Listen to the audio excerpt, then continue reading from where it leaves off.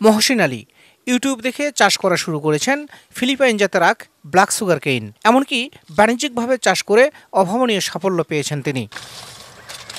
মহসিন প্রথমবার অন্যের কাছ থেকে বর্গা নিয়ে 40 শতক জমিতে ফিলিপাইন কালো জাতের আখ চাষ করেন। পরে সাফল্য পেলে তিনি তৃতীয়বারে এসে 75 শতক জমিতে আখ চাষ করেন। ধান ও আলু উৎপাদন এলাকায় নতুন সম্ভাবনাময় ফসল।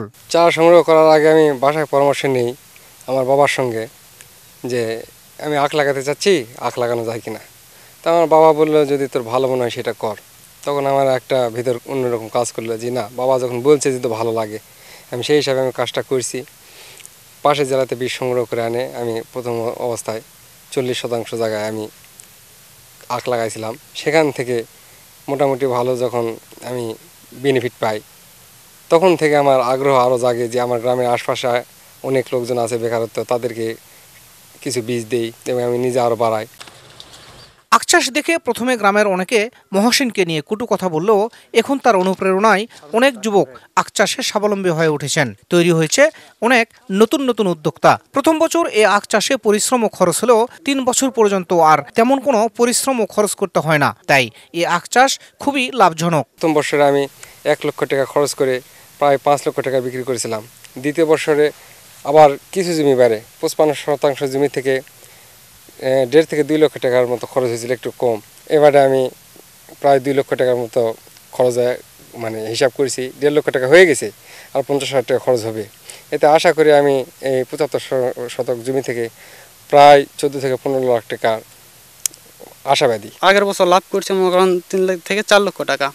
তাই এবার আশা করতেছি একটু জমি বাড়াই দিয়ে আবার আশা করতেছি যে মনে করেন প্রায় 50 শতাংশ জায়গার মধ্যে এবার কত 5 থেকে 7 লক্ষ টাকা আমি লাভ করতে পারি, এরকম আশাবাদী। সফলতা দেখে আমিও আমার পড়ে থাকা জমি প্রায় 40 থেকে 50 শতক জমি আমি জানিছি। ওনার থেকে চারা সংগ্রহ করে অল্প একটু জমিতে লাগাইছি, তো আমি ইনশাল্লাহ দেখতে পাচ্ছি না একটা লাভজনক ফসল এটা। এদিকে আখ চাষে মহসিনের সফলতা দেখে একদিকে যেমন তরুণ চাষিদের ভাগ্য বদল হচ্ছে, অন্যদিকে এসব আখের জমিতে সারা বছর কাজ করে কর্মসংস্থানের সৃষ্টি হয়েছে বেকার মানুষদের। আমার ভাই আবাদ করার জন্য আরও অন্যান্য লোক লাগাইছে বা তাদেরও আমরা কাজ করি, বা আরও লোকজন আমাদের সাথে আছে, তারাও কিছু আমাদের সাথে কাজকর্ম করে। এই কাজটা যদি না করতাম, এই কুষারটা যদি এখানে না থাকতো, তাহলে হয়তো আমাদের বাইরে যাওয়া লাগতো, অন্য কাজের জন্য অন্য জায়গায় যাওয়া লাগতো। এ বিষয়ে সরকারি বেসরকারি কৃষি উন্নয়ন সংস্থাগুলোর পক্ষ থেকে তাদের টেকনিক্যাল সাপোর্ট ও পরামর্শ দিয়ে উৎসাহিত করা হচ্ছে। এই মহসিন এই আখ যেটা চারা বা মুড়ি আছে, এখান থেকে জয়পুরহাট জেলার পাশাপাশি গাইবান্ধা এবং বগুড়া জেলার শিবগঞ্জ উপজেলাতেও এই প্রদর্শনীটা বাস্তবায়ন হচ্ছে। এটাই আমরা বুদ্ধিমানটা চাচ্ছি। এটা মূলত হচ্ছে বাস্তবায়ন করে আসতেছে এহেড সোশ্যাল অর্গানাইজেশন এসো, এবং আর্থিক সহায়তা হচ্ছে পল্লী কর্ম সহায়ক ফাউন্ডেশন পিকেএস। আমাদের এই কালাই উপজেলার বিভিন্ন ইউনিয়নের অনেক তরুণ কৃষি উদ্যোক্তা এটা বেশি আগ্রহী।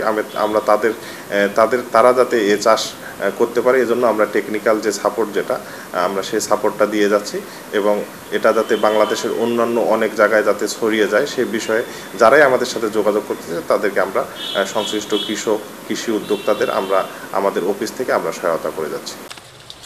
ফিলিপাইন জাতের একটি আখ 12 থেকে 15 ফুট লম্বা হয়ে থাকে। এই আখ বছরের নভেম্বর ডিসেম্বর মাসে রোপণ করা হয়ে থাকে এবং পরের বছর নভেম্বর ডিসেম্বর মাসেই বিক্রি করা হয়ে থাকে। প্রতি বিঘায় আখ চাষে মাত্র 70 থেকে 80 হাজার টাকা খরচ হলেও 3.5 থেকে 4 লাখ টাকা পর্যন্ত আখ বিক্রি করে থাকেন কৃষক।